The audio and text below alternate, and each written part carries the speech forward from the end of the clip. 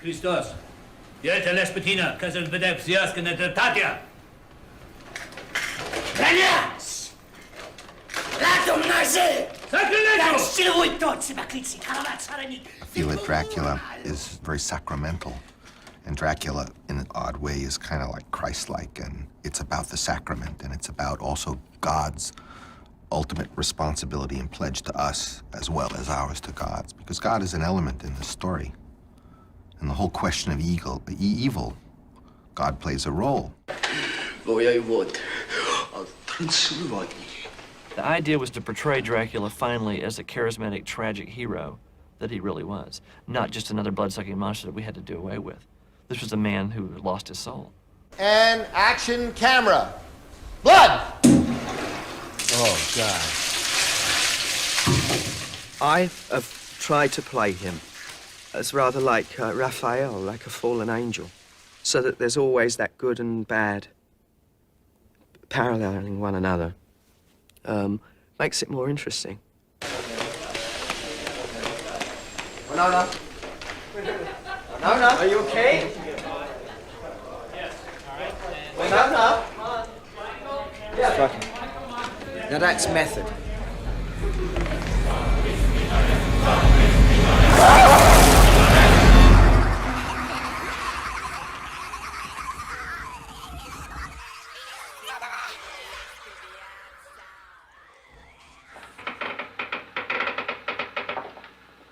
You know how it is when you're a kid, sometimes you have a personal connection with like a favorite movie or a fairy tale or whatever it is. It's something that it was sort of, you thought it was yours. I remember as a kid, loving horror films, and in particular Dracula. And I remember going to the Encyclopedia Britannica as a kid and looked up Dracula and went and saw Vlad the Impaler, and I was like just thrilled to think that it was really a guy. I agreed with everybody that said, why another Dracula? I had grown up on the Hammer films, the English Hammer films, Roger Corman movies. I had seen Billy the Kid versus Dracula at the drive-in. To me, Dracula was just this sort of exploitation, blood-sucking monster who wasn't very attractive. And then in 1977, I read the novel. Because to me, Dracula was an epic, sweeping, gothic romance on a scale we had never seen before. The other reason to do Dracula was to bring, for the first time, into the Stoker story, the true historical Dracula that was a national hero, that was a knight sworn to protect the cross of Christ in the church in the 15th century. The spider spinning his web for the unwary fly. The blood is the life, Mr. Renfield. Soy Drácula. No podía usted ser más oportuno. There were so many of them, but no one ever did the book.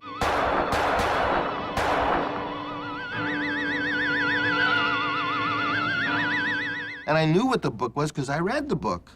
And I could see that in most of the scenes, Harker is called Renfield, and Lucy is the one in love, but she's married to Harker. And they just totally played havoc with Stoker's novel, just to suit whatever God knows the reason was. You see, take a moment to see. You see her temple. Stewart hurries forward to do the tools. All of the characters in our movie are alike in their personalities and in their function, like the characters in the book, including many characters that are often cut out, such as Quincy, an American Texas young cattle aristocrat. And so there's a very unusual character of an American as seen from the 1890s point of view. And really, Dr. Seward was never portrayed as the brilliant, because, most of the book are Dr. Seward's scientific dictations. Francis has locked into the obsessive nature of all these characters so that they're flip sides of the same thing.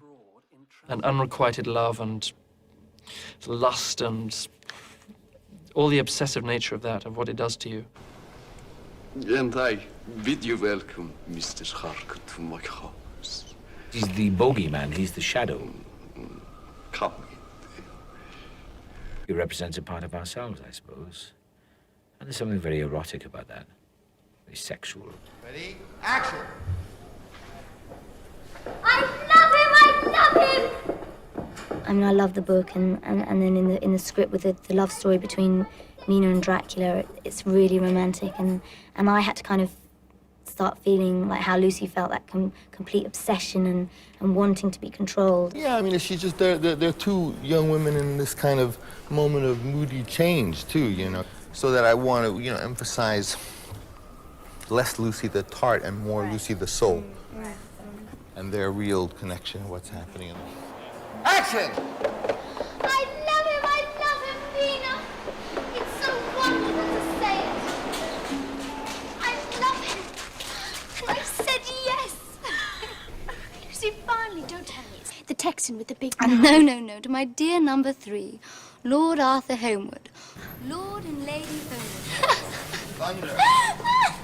Run away in, run into it. Thunder.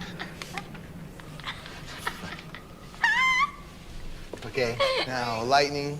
Come out further. Come out further. Come.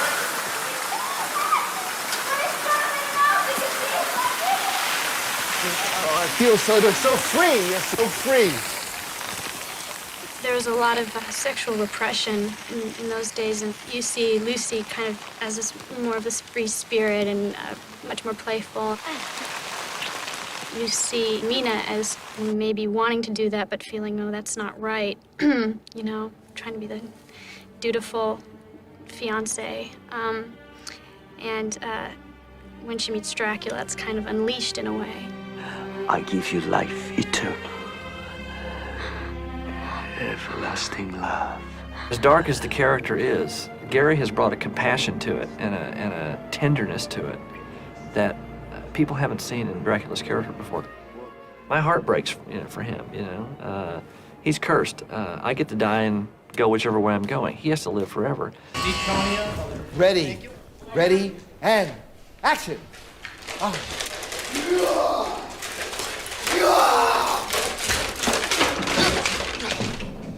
Cut.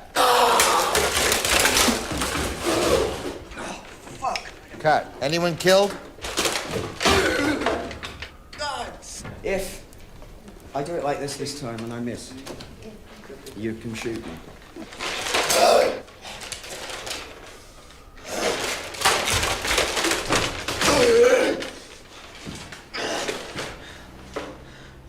Okay, cut. Good. Okay, he needs 10 minutes, so... Yeah, so take that, and she's gonna look like Ophelia, right? Seaweed, you know, they fished her out. You end up on... The Drowned Princess. Stand by. Ready? Here we go. Drown. Tragically. Margaret? And ready? Take your breath. Die. Get that. Action. Drown. His beloved wife, or wife-to-be, literally, like Romeo and Juliet, commits suicide. And then the priests tell him that she's damned because she took her own life. That's all like a fairy tale, and how many of us people today renounce our blood tie to the creation, to the creative spirit or whatever it is, and become Draculas, become living dead, become soulless. As just the fact that he's coming. Yeah. Can I have a Polaroid taken with you for my scrapbook?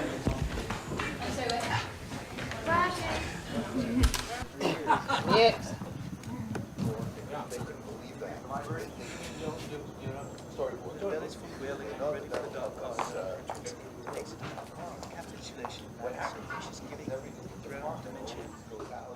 The cast was brought up to Napa Valley for a week to work on it, and Francis throws it out.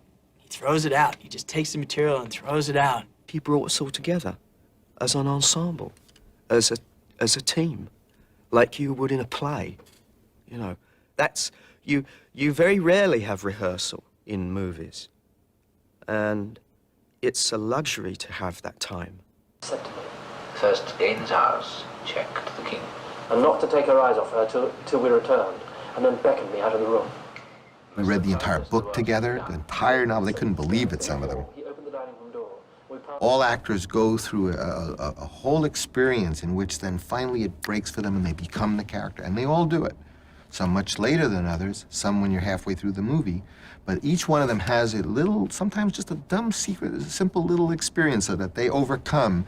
And then on the other side of that, they're home free as far as their characters. And of course, I always try to have them have that experience as early during the shooting as possible. And so I like to be with them. And, you know, I was a drama counselor with little kids. So, you know, it's a beautiful place in the country, and they come, and a lot of them lived in my house like my kids, you know, used to do. Yeah, it's real, but acted as though you were silent film acting. In other words, in some of it, it was kind of making fun of that kind of. I'm saying play it for real as though we really were making the movie, except to express what the situation is through your pantomime.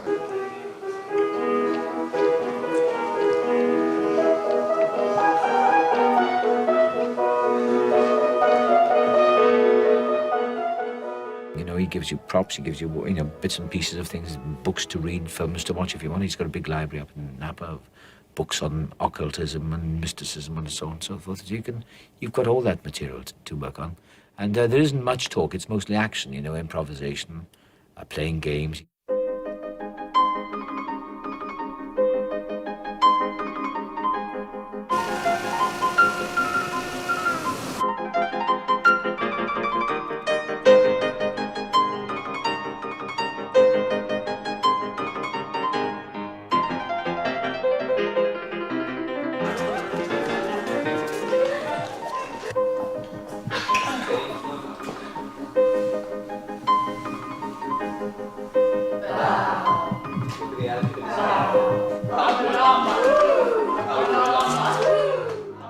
I remember feeling stupid. I was at times full of exhilaration.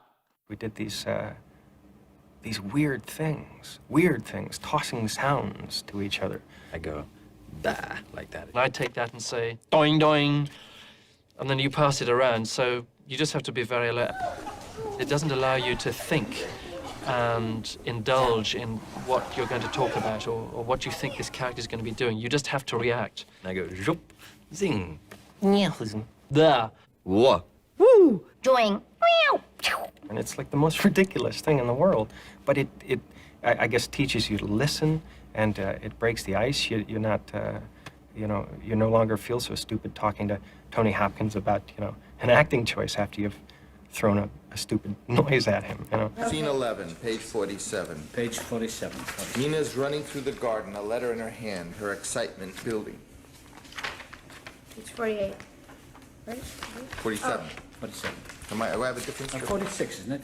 Oh, yes. The bottom. I cannot read. This is 48.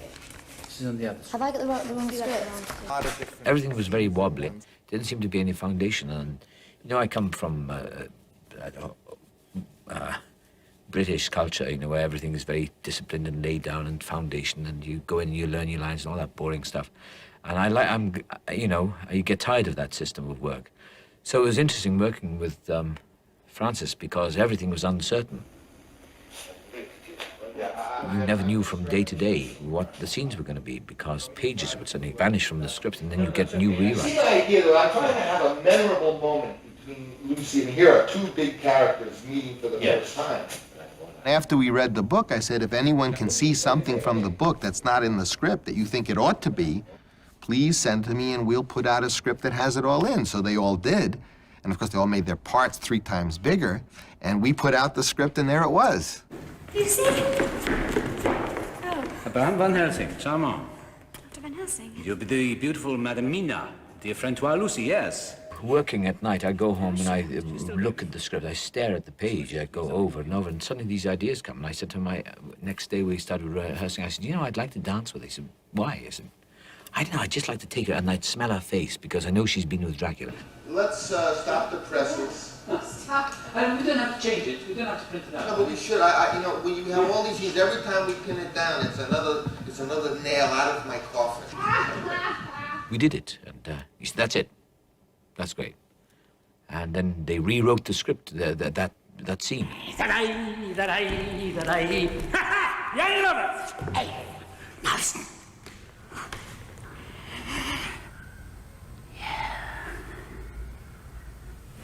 Go now to your friend. Hey, cut. What do you think? Baby! My Michael, what about getting like a close shot of Van Helsing when he breaks the dance? You know what I mean? When he says there are many... That's what it's about, isn't it? That's what's exciting about it, because you just do it. You're forced onto your inner reserves and you find new ideas.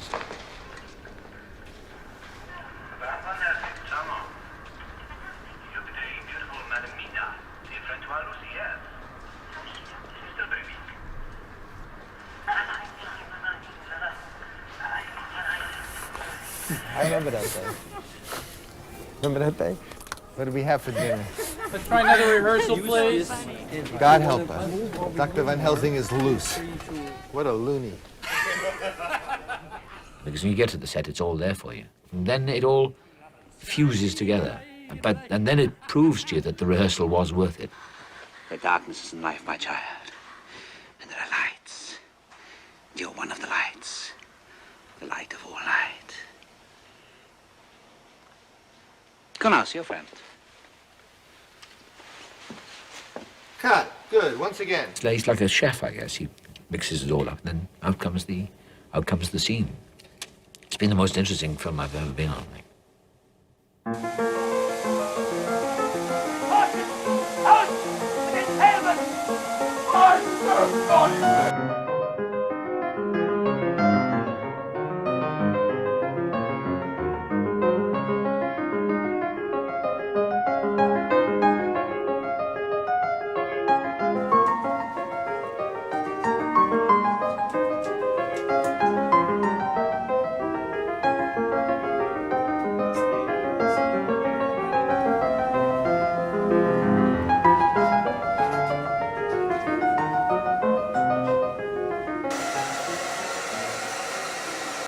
Oh, look at the feet. You should try these on right now to see how they fit in case we...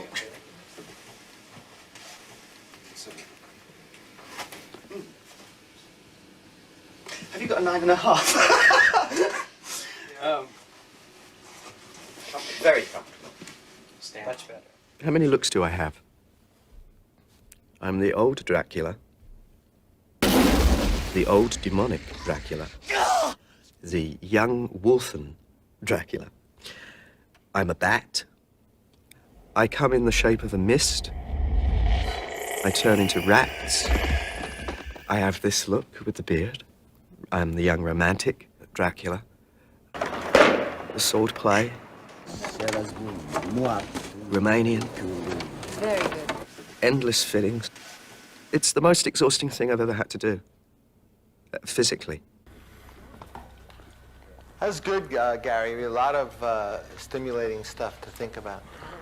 Our script was filled with requirements, contact lenses and prosthetics and weird makeup and blood tubes and special effects and wolves and insects. And when you're trying to get the shot and you say, well, the wolf isn't doing what you asked it to do, or the contacts have irritated her eyes and she can't put it in, that the director is, you know, a nervous wreck. First, you go through incredible anxiety, hoping you have a good idea. And then second, you go through the same anxiety, hoping that you can get it, that there's time that you can shoot it now that you have this great idea. If only I could get it, you know. Okay, let's shoot this. What's happening, boss? I always had the idea that when you were in the presence of a vampire, the laws of physics were not exactly the same. All right, stand by for rehearsal. The Earth wasn't rotating at exactly that speed, you know, that somehow you were touching another realm, and all the rules of physics would be off. Good. All right, so the way we're really going to do this is that the wardrobe is going to trail the train without Dracula. I can't honestly say, you know, that it's all been roses. We never saw eye to eye on certain things, and that's good. I think that's good. I mean, he's challenged me by giving me the role, and I've tried to do it as the best I could, you know. And action! The most remarkable is Carfax Estate. The house there is quite large, and more periods back, I should say, to medieval times. A house cannot be made habitable in a day. And how few days go to make up a century. Cut. To live in a new house would kill me. Coming, enter and go. Would kill me. Yeah, that's it. If you could give me a position as it were. Your entrance position is where you come right in, where you were coming in. You know, right? You come in right. Where's just at the top of the stairs? You're as equally below him as you were above him. This is not it. Cut. Cut. Cut. Nothing like what we're doing. You saying the lines?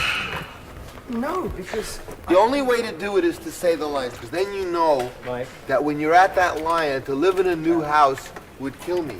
I don't know what you're waiting for, because we can't kill you. You're the one doing No, the I'm waiting for Keanu. To- All I'm doing is waiting for Keanu, because I can start... What are you waiting to Keanu for? Keanu never does anything. You just walk right out of the thing. Action! No. What was that? To live into a new house would kill me, and then you come through. Okay? It's just that one line I'm going for. I know you are. I know you are. I know you are. Why isn't it I can't do it? No, all I'm saying is that where Keanu is starting, and that time I did the whole speech. I know, that's the problem. All I need is a mark, even if it's a white chalk mark on the step. There isn't such a mark. It goes by the line. Yes, but then I can enter. Francis. I get a little overzealous, and I want my way too. Sometimes.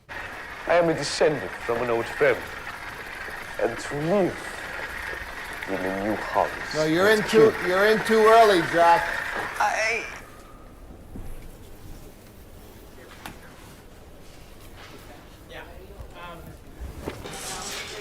Okay. We'll mark that. I really wanted an actor. You know, I think Dracula is an actor. You know, the devil is an actor, because there is no such thing as evil. There is no devil. You need an actor to impersonate the devil. Okay, this is it. This is it, Anthony Hopkins. This time you go too far. This time you go over the end into the evil. Action. You tortured and impaled thousands of people. I served the cross in vain. I was betrayed. Look what your God has done to me. Your war with God is over. You must pay for your crimes. Now, which come? I gotta go. I don't know. Because they both came at the same time. Right, I think what happened... What do you do when they do a take, and it seems pretty good, but you feel there's more emotion, more feeling that you could do? And so what do you tell them, Aaron? Okay, next take. And so, okay. I'd like to do a little improv, if I may. Yeah. Gary can come and kind of whisper to you and talk to you and scare them with the force of darkness. Do something, you know, private with them, and, you know, like trying to just be scary in terms of like force you on, get them all in that mood, and just do that. And you yourself work for demonic possession. A little louder on the music. Everyone's gonna be real quiet on the stage, right? It might do anything. It might say anything, and it's meant for you. That was spooky. He would stop, and in someone's ear, you know, he would say something really demonic and twisted and sick. And he can be pretty twisted and sick, Gary. And it was really frightening because you didn't know when he was going to pop up in your face. What is this? A cross. He said, frighten them. Which is like giving me, you know, you don't really want to do that with me. 400 years. That was one of the maddest scenes ever, because Francis created out of seemingly nothing, because we hadn't resolved those problems in the scene, created all this mayhem. I, who served God, I, who commanded nations hundreds of years before you were born. The armies were defeated. You tortured and impaled thousands of people. I served the cross in vain. I was betrayed. Look what your God has done to me. No! Cut. Good. Once again. Very good. Out of control. That's what we want. Every day is really interesting because you don't know what's going to happen. Just a little bit of... You got a little Marlin going in this thing. All right, nothing wrong with that. I always try to do a bit to something like that. Do a little bit of Marlin. Yeah. We're strong in the Lord and the power of his might. We're strong in the Lord and the power of his might. Ex umbris in lucem! Ex umbris in lucem! I bring you from shadow into light. I cast you out. Cut. Ex umbris in lucem! God, good. Thank you all for a very nice week. It's a wrap. I don't know about vampires, but I believe that life is a kind of dream. I think it's an illusion. I suppose in that illusion there is room for the darker forces. My life is constantly an illusion. I'm always surprised by it. Boo!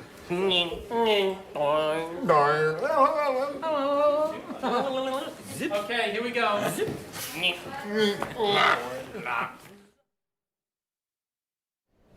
Ready?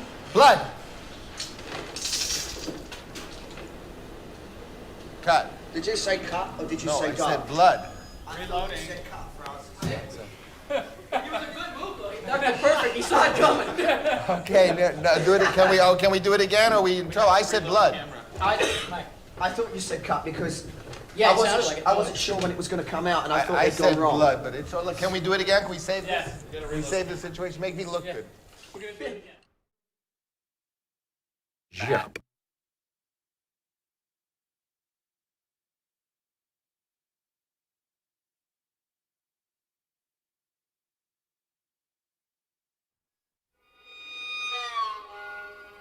We know what our biggest problem is. Our biggest problem is why did they go to all this trouble to make that same story again? You've seen all this stuff.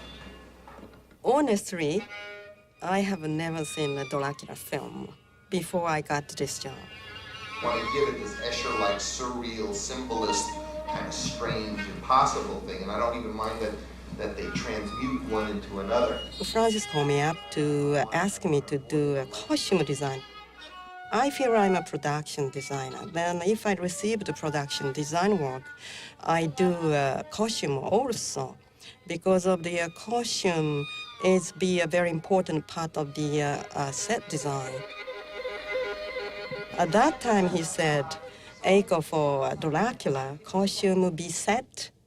Set is going to be lighting. I was going to lead with the costumes. I was going to put most of my money in the costumes, and I was going to diminish the sets and have the sets be more a highly imaginative use of space and shadow and like one set piece in a black void with a cloud projection, which is more the technique of a Citizen Kane even, and let the costume be the jewel of the set.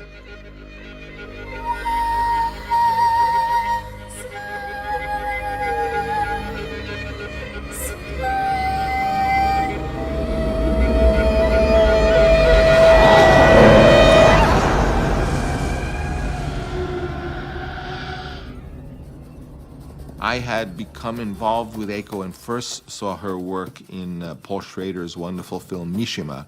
She was the art director. And then she had even actually participated in doing some very striking Japanese graphics for the poster of Apocalypse Now. And then later on, I looked at her work. She has a beautiful book out with lots of her graphics. I said, well, she's a talented visual artist, she can do costumes, and I just basically took a chance.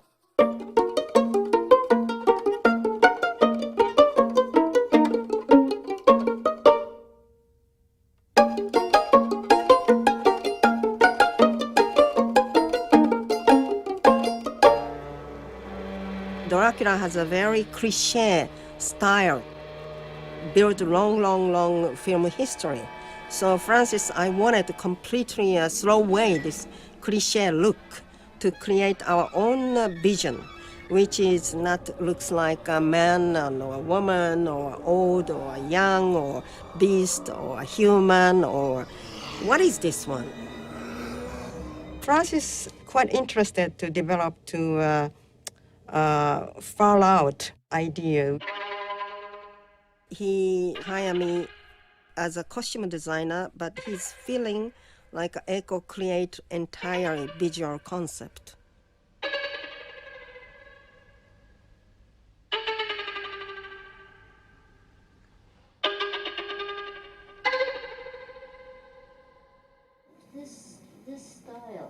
some of the ideas based on Armadillo.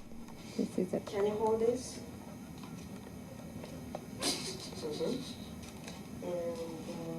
Or based on some strange insect. Your diet, Mr. Renfield, is disgusting. Actually, they're perfectly nutritious. Or some of the wedding costume based on lizard. So quite a weird connection. Because I know you were thinking also of making fabric designs based on red blood corpuscles and blood. Yes, right? yes, yes. Are you going to not do that? I like that. I can show you a couple of directions of idea. And I'm going to use more Byzantine color, more gold or some others. When the first time to have a meeting with him, he showed me all symbolism painters. Especially, he pointed to the famous Klimt painting, which titled The Kiss.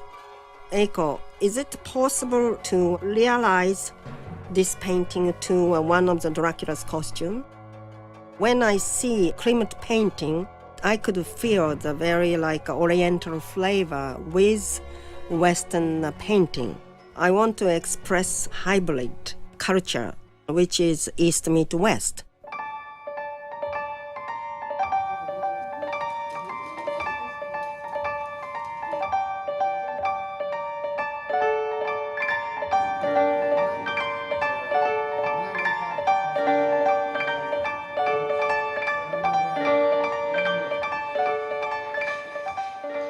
My image of the Dracula should have a million faces. It's almost like endless transformation.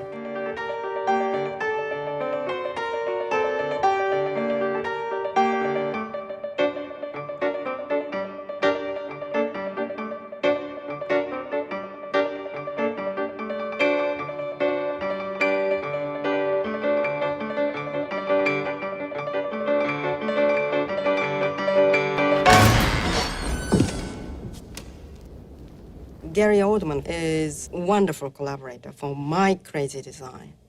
But it's kind of like a process I have. First time he appeared in my place, he said Eiko's best costume for me as an actor is T-shirts and jeans. I said, yes, I understand. For me, also, T-shirts and jeans, most comfortable costume in the human history. So what do you think? Yeah, that's good. Knee cup. Oh, I like these. That's that off. This is one. Yeah, I can act in this. Do these plates connect on the... I could do an emotional love scene in this suit. Yeah. Do they connect on this? This is the first appearance for Dracula's costume. So, Francis, I discussed it's a kind of sensational appearance for beginning of the movie. I feel like a person still trapped within a car wreck. And they haven't quite got me out. The ambulance hasn't arrived yet, so... I can get you to hold still just a second, Gary. Hold still, of course. I can't move in this.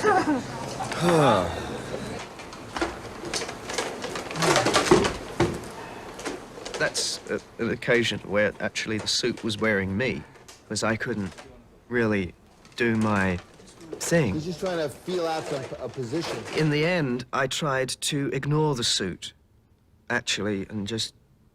I am not wearing this armor. I'm just going to do what I want to do. His acting is so powerful and dynamic. The piece by piece, all my armor is falling down. Ah, Jesus Christ. Here we go, action!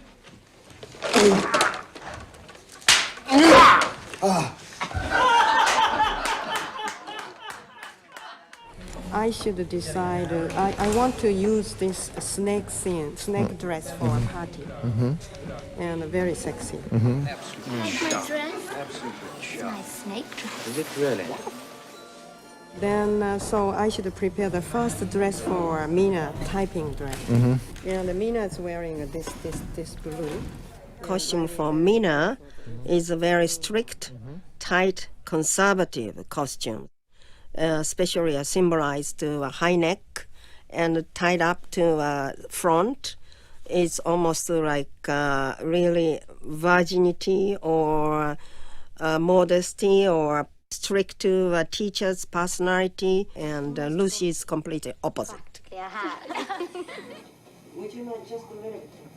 Yeah. I have chosen theme color for each leading roles. Lucy's is kind of like a vampire characters, and at that sequence she should be very, very erotic. And also at the nighttime storm, and I could imagine the house set is dark. So I wanted costume stand out under the very dark moonlight, you know. Then I have chosen orange.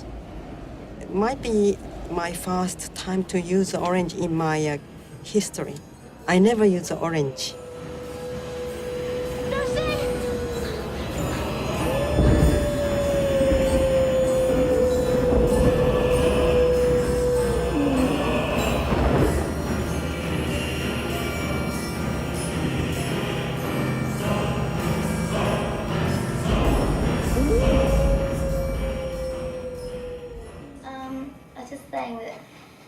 Costume, you couldn't really do anything in.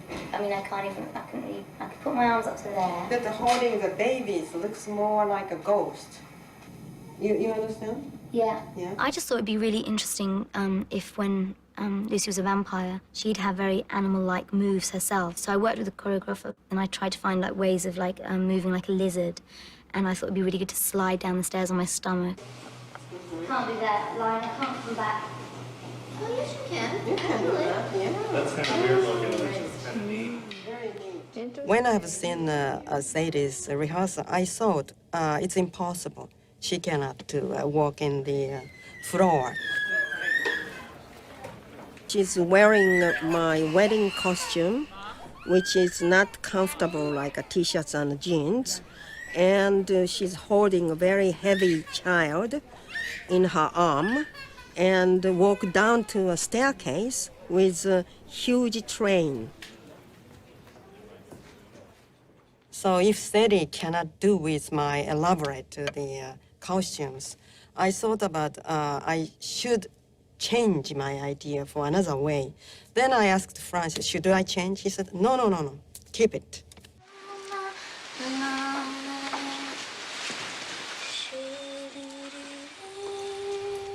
The director often is forced to look around and say, well, I don't have what I thought I was going to have, so what do I have, and how can I make use in an unusual way what I have? Lucy! In the case of Dracula, or I'd have her crawl on the floor like a snake and be said, well, the costume would not allow that to happen, and so then you have to think of something else that maybe gets at the same gist of what you hoped, but you have to do it in a new way. Michael can... Sadie? Yeah? This is going to be your hardest thing you've been called upon to do. It's going to take all of your Olympic skill. Okay. You got to do it all backwards. Okay. I'll just... Should we just Ready? rehearse it and see what... Here we go. Ready? You start sleepy. Action. Now you're a little more conscious, and your eyes are looking at him sort of horrible, right? And then you do all of this. Good. Very. Oh, wow. Holy crap! We're strong in the Lord! The power of his might! We're strong in the Lord! Obviously, the costumes are extremely unusual, very beautiful. And when I said the costumes would be the set, I think that was fulfilled.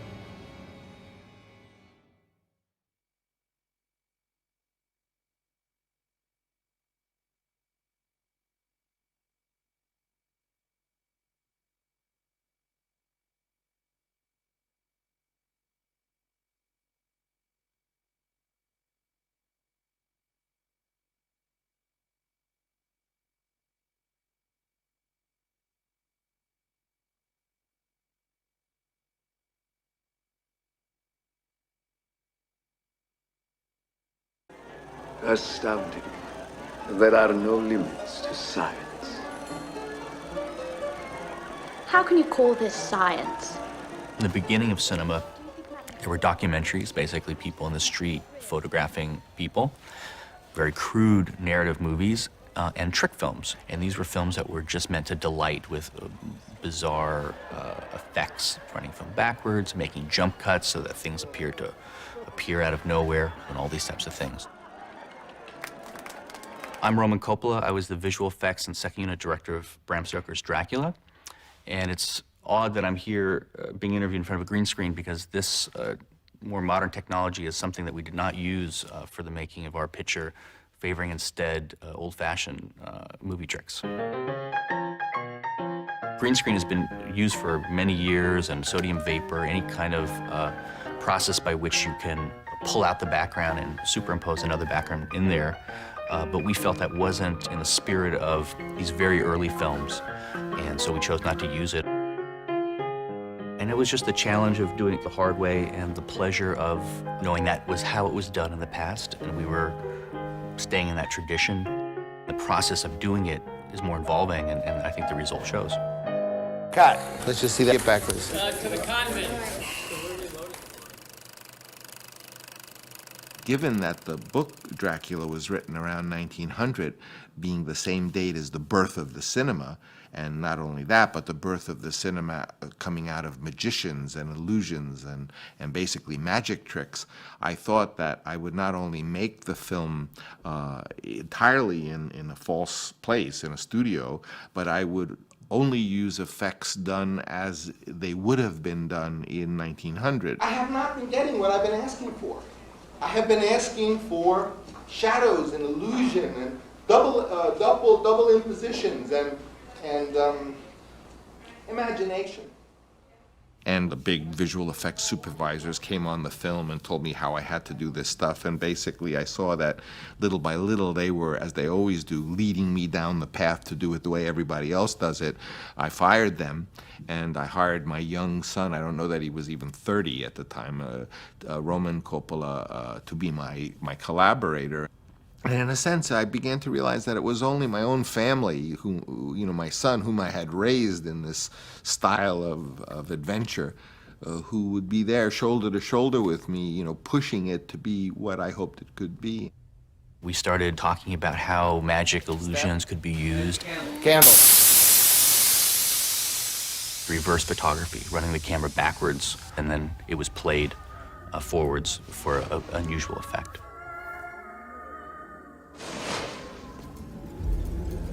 The old trick that the Marx Brothers used so nicely, in which you think there's a mirror, but in fact, there's an empty space and there's a duplicate set beyond.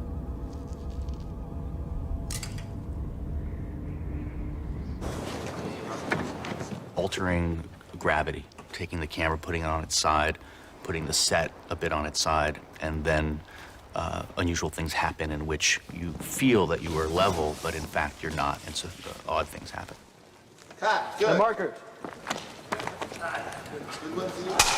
The double exposure that we did with Harker walking through the castle, and we have some rats scampering across the ceiling, and that was done in camera with 2 passes in which we photographed the rat with the camera upside down, and we used a special matte box that blocked the film from being exposed. We rewound the film, flipped the camera over, and aligned this special matte box that we had, and then we were ready for Keanu Reeves to come in and do his walking by with the candles, and those 2 passes were exposed with one another.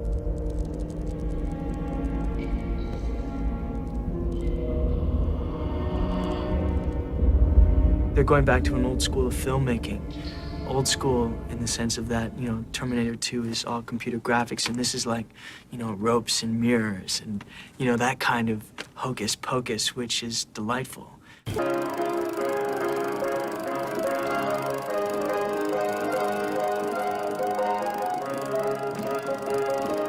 Years ago in New York, my dad acquired a very old Pathé camera, which is one of the workhorse cameras of the early period of silent filmmaking. We're going to shoot you today. We have time because it didn't rain, with the old Pathé camera, the original silent camera. the way Griffith and those guys, so that the whole sequence when it starts will look like that. Yeah, that's what I want to do. A fast walk, da da da da dum dum dum. But I like it when it varies a little bit, you know, so you get the. I want it to. If you do it too good, then it looks like Panavision.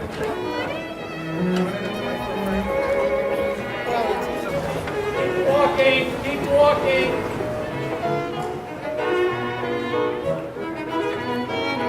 How did he do? Did he say? What he's doing, he's singing to himself. That's the way they did it. Yeah, That's he's singing to himself. what they did. Great.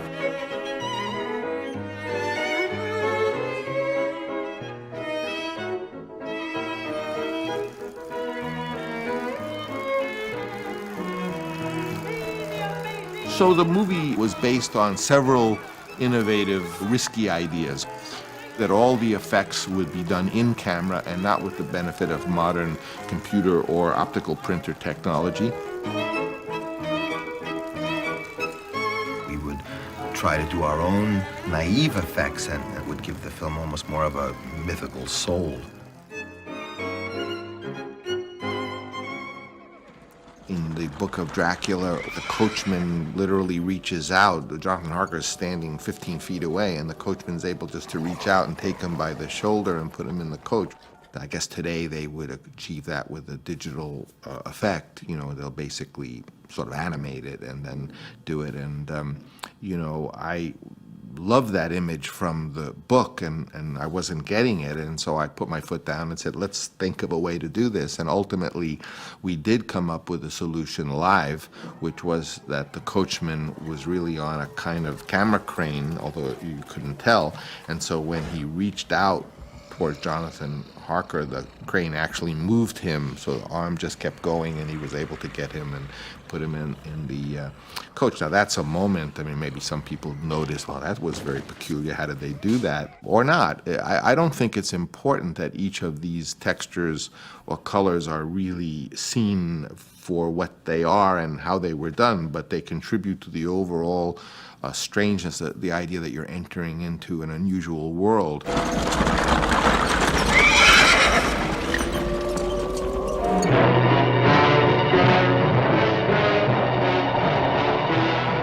Researching Dracula, I discovered the work of Mario Bava. A film like Black Sunday has some neat visual tricks, and there's a particular scene of the carriage ride which we were inspired by. We basically used tree branches that were just being held by grips, passing them by the windows and rocking the carriage. I mean, these are all very old-time movie tricks, but we did it in a slightly more theatrical fashion. And there's a lightning strike, which was in fact a illuminated frame with a kind of claw-shaped lightning that was right there on the soundstage, and it looks kind of fake, but wonderfully so. You don't judge whether, oh, the fact that I worked so hard to get this one little thing, and maybe it'll turn out to be great. Because as we know, in movies, sometimes just a simple moment is something that, or a simple line is something that people just constantly refer to. I mean, who would have known that leave the gun, take the cannoli, which was an afterthought, because my father used to bring a box of cannoli when I was a kid. Who would know that anybody would remember that line? But you don't, and you don't know equally moments or illusions or effects which will really be the one.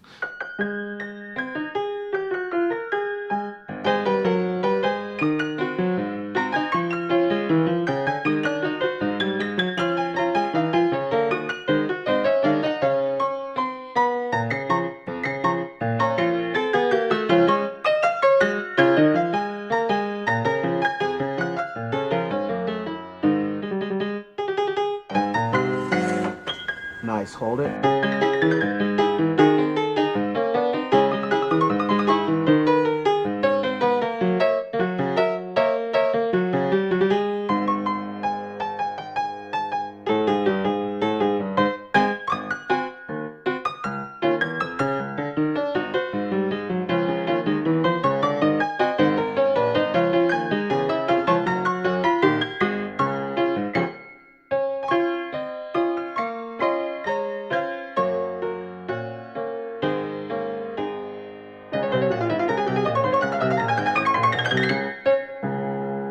So we did a lot of noodling around and testing with video cameras, and I shot an early film test exploring some front projection. So the spirit of our preparation period was very much a workshop, looking for ideas, seeing what stuck. And in the case of that test I did of a skull projecting onto a face, we developed the idea of the map being projected onto Harker's face. So these are all little steps in a process of finding the look and the ways that the effects could be integrated into the story.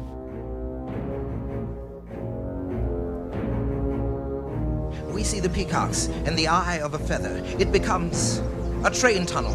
The train sequence was heavily boarded, and we basically laid everything out on the table. We welded it all together to create a kind of flowing series of overlapping pieces that passed through the peacock feather, through the tunnel, and the train making its journey through Transylvania.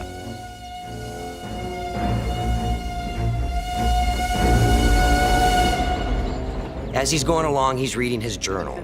The journal in the bottom half of the frame, and the train, and it looks like it's traveling on top of the book. Say this is the camera, and the train was about 20 feet away from us. And then the book was put literally, because it was a small book, it was a real journal. The book was put literally right next to the lens. To be able to get the shadow onto a little book like this wasn't gonna work. So Gene, my father, decided, well, what you're gonna have to do is you're gonna have to recreate the book 20 feet away. And then use the same train, put one light up, make a shadow of the smoke, and make it go across the book. And I'm sitting here going, well, that's gonna have to be like a 20-foot wide book. And Gene says, well, okay. The train sequences, there's so many things going on. The complications, I think we had to deliver 22 seconds worth in order, which is long for this type of situation, particularly for traveling right to left. It also involved a very small-scale miniature of the train. We had a mountain range that was fixed, but the sky was only 3 feet behind it. And in front of that, rocks and some smaller trees that moved at a very slow rate. And then there was a middle ground that moved a little faster, and then the immediate foreground outside the train car moved very fast. The camera was on another track right in front of it that moved from left to right, and the set in front of us was moving from right to left, and that gave us the speed distance. And it was a two-pass shot. So in the film, it's not sent to the lab to be developed. We had to back it up, turn all the lights out, and that there was like a movie screen, and then we projected on that sky a plate of Dracula's eyes that Roman had shot. There was a mock-up of the interior of the train car on tires or springs that Keanu sat in, and behind it, again, is like a movie screen, but it's known as a rear projection screen because you're projecting the image from behind rather than in front. When you see that in the theater, what you're seeing there all was done together. The background and the foreground was done together. My friend, welcome to the Carpathians. I am anxiously expecting you. It was a big challenge, and I love doing these other type techniques that every year goes by now, less and less are done, and I'm a hands-on kind of guy, and it's just much more fun than, holding a mouse or... Yeah, you kind of see these now when you said it. I just want to point it out. The entire film was shot, with very few exceptions, inside the stages of the MGM lot. And that was the condition of the shoot. We're shooting everything on the stages, so we had to be clever about how to give it an expansiveness, and that was why we chose to do forced perspective. Forced perspective comes from the principle that the camera has one eye, which is the lens. We, in our life, have two eyeballs, so we see things with dimension and can sense depth, but the camera can't sense depth. If you're traveling and you see a monument, you can stand beside it and put your arm out, and it looks as if you're the same height touching that monument that's actually much further in the distance, but it's just a trick of the single viewpoint of the camera that seems to compress those things and put them on the same plane. In Dracula, the mansion is actually hanging in the air with an arm, so the mansion is suspended. And then there's the ground that slopes down, and if you bring it really close to the camera, then it appears like it's 250 yards away, even though it's a miniature. And then you can have the full-scale fence, the full-scale horses, and the carriage. In front of all of this, you can make it appear as if it's a mansion sitting there, 250 yards away. They stop, they turn, he shoots, Sewer gets hit, turn around, slash. Meanwhile, he slashes, knocks the thing out of hand, turn, fires back. We shot all the Borgo Pass inside a soundstage. I think it was stage 15, the biggest stage around. So it was enormous, and we had a big oval track, basically, in which the set was designed with certain outcroppings of rocks and several matte paintings that gave different looks.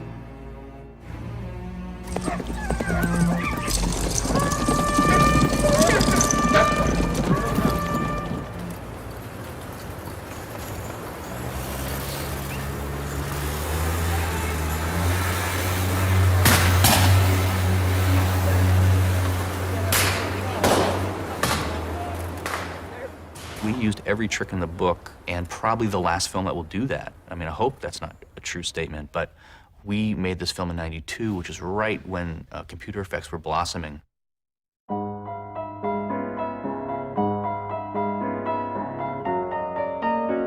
I think computer trickery is very useful, and I've done much of it myself, but it was just a wonderful last moment for a film made on that scale in Hollywood at the famous MGM studios, where they shot great classic films, to go back to those traditions and really do it in the way it had been done.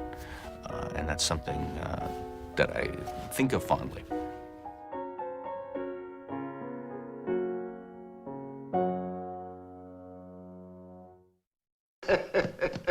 Diventeremo amici!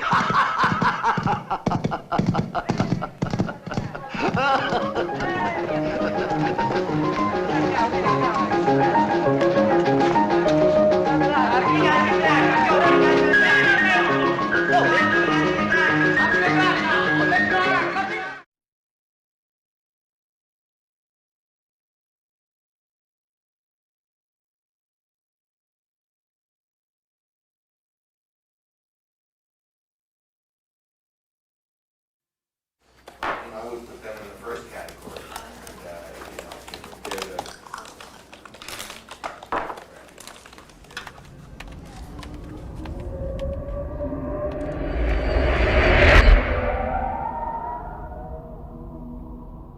We almost have 6 drafts of the storyboard. The first one being one that was done just with like paintings of the period. So that we have now the record of as the project evolved, first with images that were just taken from symbolist paintings and stuff.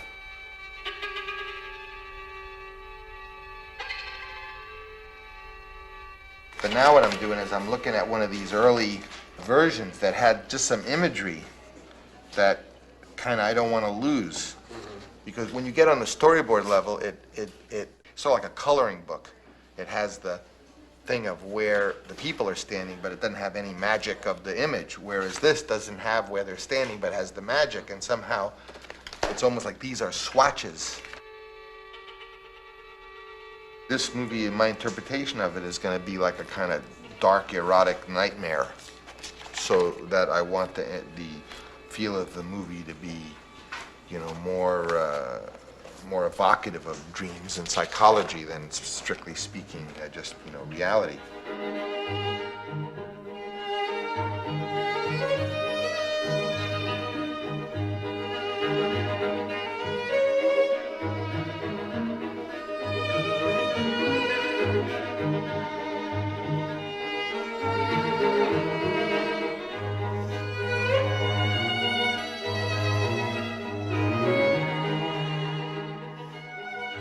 There was a book called Dreamers of Decadence that has a lot of imagery that we referenced and were inspired by. In particular, work by Klimt, and that shows up, obviously, with a lot of the wardrobe.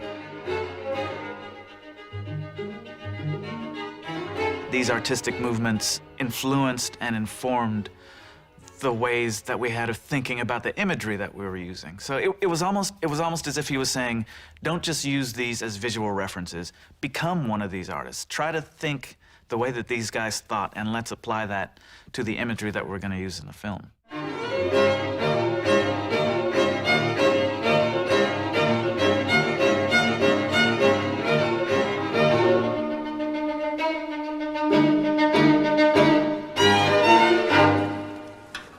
My dad would find things that inspired him and cook up notes that would be passed along to the storyboard artist and to myself, and we would work them into our storyboards and to our planning. There was a painting by an artist named Kupka, an image of a sort of a form that has this kind of epic quality that was a point of inspiration for the castle, and it was very elusive to get that right castle image. It came together with the help of Peter Ramsey, the illustrator, to really define it, and Matt World did many of those shots that had the castle, and they kind of nailed that weird, iconic look that it has.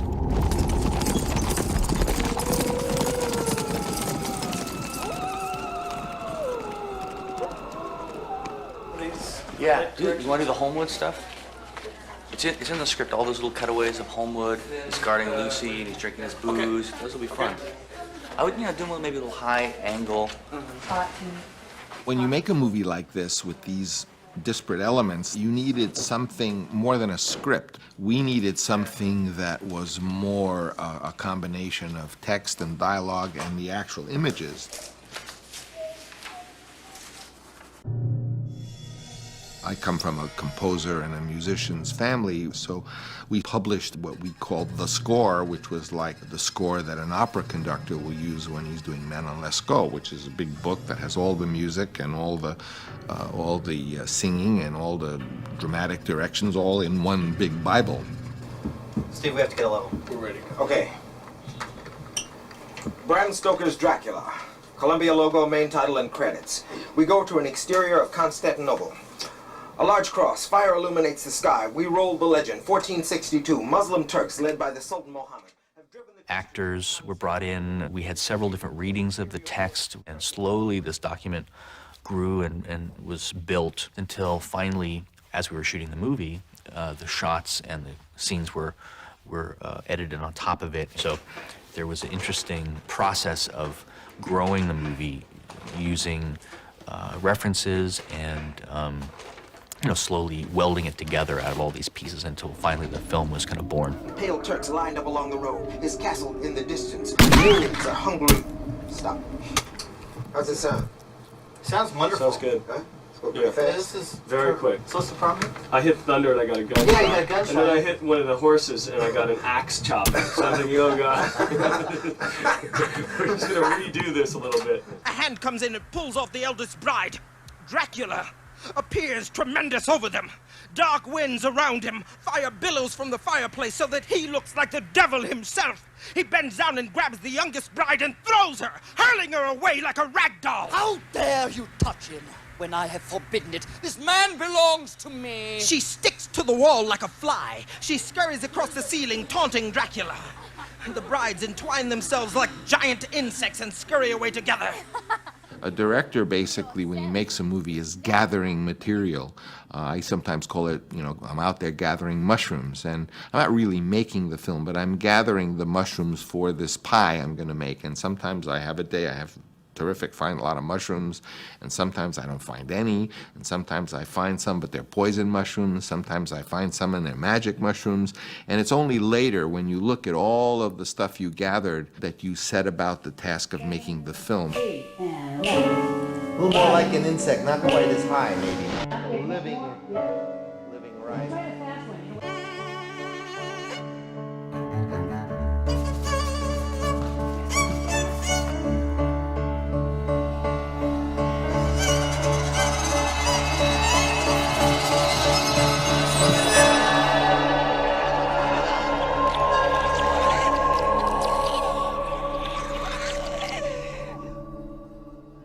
Francis was always asking for ideas, ideas, more ideas. Give me the wildest, most far-out things you can.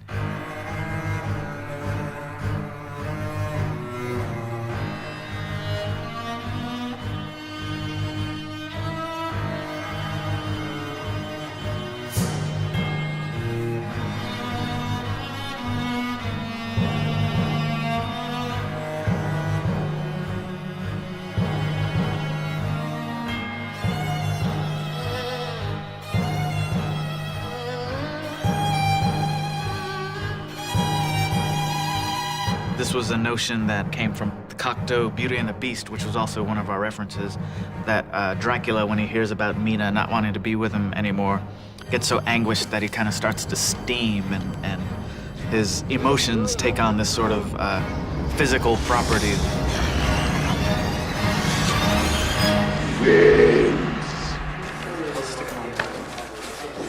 I would flip them and then, rather than having them sit right next to each other, just bring him around Slightly a little. facing? And then slightly facing, and then it would sort of achieve to that. Okay. No problem. We're always looking for connections. With a visual layered montage, certain shapes echo one another. So you have a shape of a glass, and that's a circle if it's seen from above, and then naturally you think of what else is circular, and an eyeball is circular, so you put those two things together. And those are all ideas that just came about in the process of boarding and looking for little connections that you can weave together.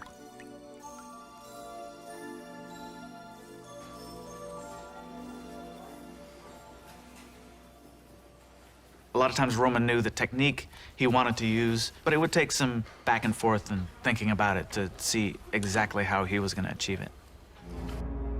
Early versions of the opening were real kind of naturalistic and straightforward, and they never quite seemed to work, and Francis wanted to bring something more to them.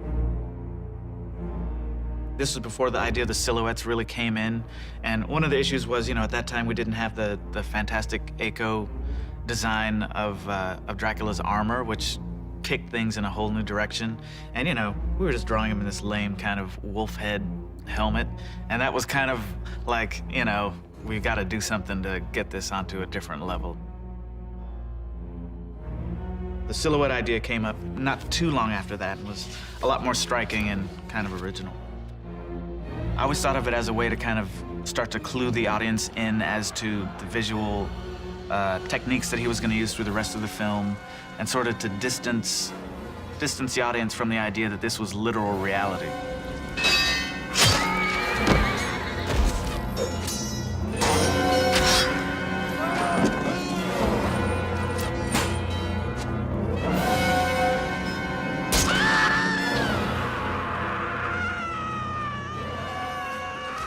The warrior prince is surrounded by his men. They realize they are victorious. He gets off his horse and kneels, removing his wolf helmet. We see the young face of Dracula. So the score was pretty instrumental in being, more than anything else, I think, a reference point of knowing what your original intention was. The different thing about Dracula was that so much of it was about evoking a feeling, trying to use specific sets of tools. The visual influences, the theatrical, there were so many different boxes that we had that we could draw from at any given time. And it was great because you had kind of limitless freedom, but you also had a direction that you knew you were moving in.